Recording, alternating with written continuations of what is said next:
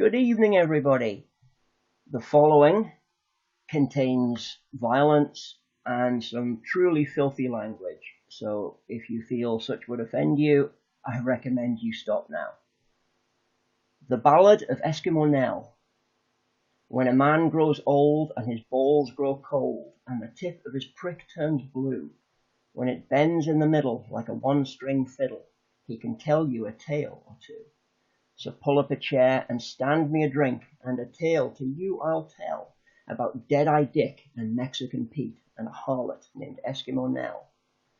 When Dead-Eye Dick and Mexican Pete go forth in search of fun, it's Dead-Eye Dick that swings the prick and Mexican Pete the gun. When Dead-Eye Dick and Mexican Pete are sore, depressed and sad, it's always a cunt that bears the brunt, but the shooting's not so bad.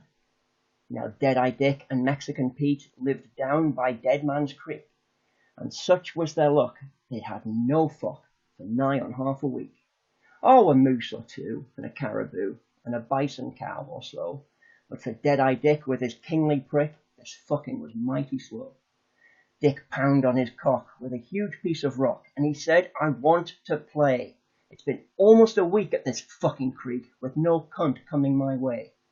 So do or dare, this horny pair set off for the Rio Grande, Dead-Eye Dick with his kingly prick and Pete with his gun in his hand. Then as they blazed their noisy trail, no man their path withstood. Many a bride, her husband's pride, a pregnant widow stood. They reached the strand of the Rio Grande at the height of a blazing noon. To slake their thirst and do their worst, they sought Black Mike's saloon.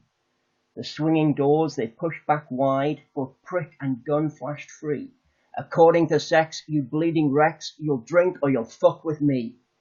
Now they'd heard of the prick of Dead-Eye Dick from the Yukon to Panama, so with scarcely worse than a muttered curse, the fellows all sought the bar. When Dick walked in to a house of sin, the whores all cursed their luck. Not even a tart dared let out a fart when he said, "I want to fuck." The girls they knew of his playful ways down on the Rio Grande, and 40 whores pulled down their drawers at Dead-Eye Dick's command. For they saw the finger of Mexican Pete move on the trigger grip. So they didn't wait, and at a fearful rate those whores began to strip. Now Dead-Eye Dick was breathing quick, with lecherous snorts and grunts. So 40 butts were bared to view, and likewise 40 cunts. Now 40 butts and 40 cunts, if you can use your wits, and if you're slick at arithmetic, makes exactly 80 tits. Sure, 80 tits are a gladsome sight for a man with a raging stand. It may be rare in Berkeley Square, but not on the Rio Grande. Now Dead-Eye Dick had fucked a few on the last preceding night. This he had done just to have some fun, and to whet his appetite. His phallic limb was in fucking trim as he backed and took a run, and he made a dart at the nearest tart and scored a hole-in-one. The lady he bore to the dusty floor, and there he filled her fine, and though she grinned, it put the wind up the other 39. When Dead-Eye Dick lets loose his prick, he has no time to spare. With speed and strength combined with length, he fairly singes hair. He had made a dart at the next fair tart, when into that harlot's hell strode a gentle maid who was unafraid. Her name was Eskimo Nell. But Dead-Eye Dick had got his prick well into number 2, when Eskimo Nell let out a yell. She bawled to him, "Hey, you!" Dick gave a flick of his muscular prick, and the girl flew over his head. He then wheeled about with an angry shout, his face and his balls were red. Nell glanced our hero up and down, his looks she seemed to decry. With utter scorn she sneered at the horn, which rose from his hairy thigh. She blew the smoke of her cigarette all over his steaming knob. So utterly beat was Mexican Pete that he failed to do his job. It was Eskimo Nell who broke the spell, in accents clear and cool. "You cunt-struck shrimp of a Yankee pimp, you call that thing a tool? If this here town can't take that down," she said to those cowering whores, There's another cunt that can do the stunt, but it's Eskimo Nell's, not yours.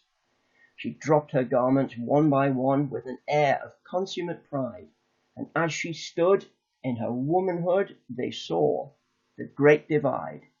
She seated herself on a tabletop where someone had left a glass. With a twitch of her tits, she crushed it to bits between the cheeks of her ass. She flexed her knees with supple ease and spread her thighs apart. With a friendly nod to the mangy sod, she gave him the cue to start. Now, Dead-Eye Dick knew more than one trick, and he meant to take his time. For a woman like this was orgasmic bliss, so he played the pantomime. He flexed his asshole to and fro and made his balls inflate, until they looked like granite knobs on the top of a palace gate. He blew his anus inside out, his balls increased in size, his mighty prick grew twice as thick, and reached almost to his eyes. He polished his dick with alcohol, and to make it steaming hot, he finished the job when he sprinkled his knob with a cayenne pepper pot. Then he did neither start to run, nor did he take a leap, nor did he stoop, but with a swoop began a steady forward creep. As a marksman might, he took a sight along his mighty tool, and his steady grin as he pushed it in showed a calculated cool. Have you ever seen the pistons on the mighty CPR with the driving force of 1,000 horse? Well, then you know what pistons are.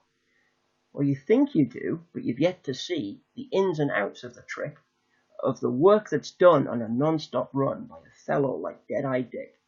But Eskimo Nell was no infidel, as good as a whole harem, with the strength of 10 in her abdomen and the rock of ages between.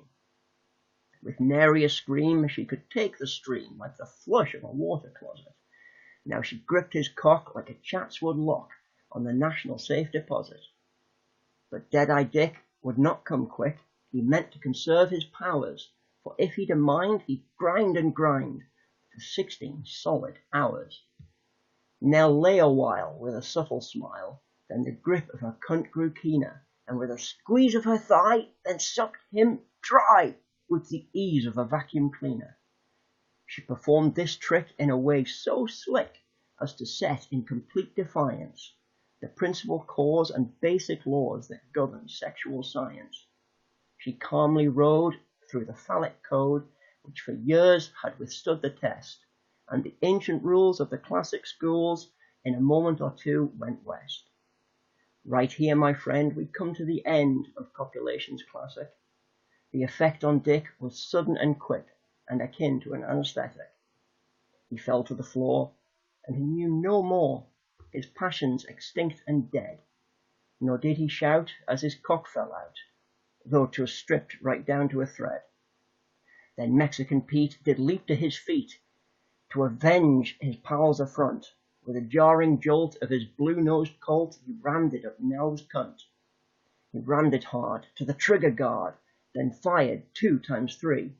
But to his surprise, Nell closed her eyes and smiled in ecstasy. She rose to her feet with a smile so sweet. Then, "Bully," she said, "for you. Though I might have guessed that was the best that you 2 poor pimps could do. When next, my friend, that you intend to sally forth for fun, buy Dead-Eye Dick a sugar stick and yourself an elephant gun. I'm going forth to the frozen north, where the peckers are hard and strong, back to the land of the frozen stand, where the nights are 6 months long. It's hard as tin when they put it in the land where spunk is spunk, not a trickling stream of lukewarm cream, but a solid, frozen chunk. Back to the land where they understand what it means to fornicate, where even the dead sleep 2 in a bed and the babies masturbate. Back to the land of the grinding gland, where the walrus plays with his prong, where the polar bear wanks off in his lair. That's where they'll sing this song. They'll tell this tale on the Arctic trail, where the nights are 60 below, where it's so damn cold that Johnnies are sold wrapped up in a ball of snow. In the valley of death, with bated breath, that's where they'll sing it too, where the skeletons rattle in sexual battle and the rotting corpses screw. Back to the land where men are men, I'll say terra bellicum, and there I'll spend my worthy end, for the North is calling, come. Then Dead-Eye Dick and Mexican Pete slunk away from the Rio Grande, Dead-Eye Dick with his useless prick, and Pete with no gun in his hand. When a man grows old, and his balls grow cold, and the tip of his prick turns blue, and the hole in the middle refuses to piddle, I'd say he was fucked, wouldn't you? One take, yeah.